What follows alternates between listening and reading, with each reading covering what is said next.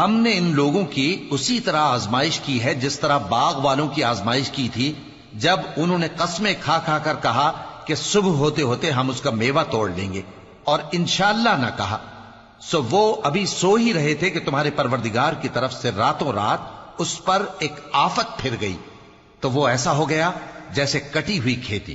پھر جب صبح ہوئی تو وہ لوگ ایک دوسرے کو پکارنے لگے کہ اگر تم کو کاٹنا ہے تو اپنی کھیتی پر سویرے ہی جا پہنچو. سو وہ چل پڑے اور آپس میں چپ کے کہتے جاتے تھے کہ آج وہاں تمہارے پاس کوئی فقیر نہ آنے پائے، اور کوشش کے ساتھ سویرے ہی جا پہنچے گویا پیداوار پر قادر ہیں.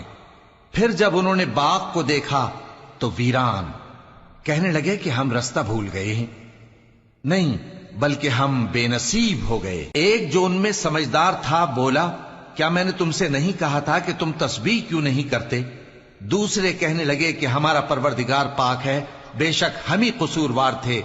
پھر لگے ایک دوسرے کی طرف رخ کر کے ملامت کرنے، کہنے لگے ہائے شامت، ہم ہی حد سے بڑھ گئے تھے. امید ہے کہ ہمارا پروردگار اس کے بدلے میں ہمیں اس سے بہتر باغ عنایت کرے.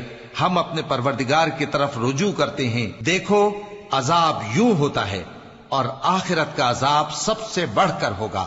کاش یہ لوگ جانتے ہوتے.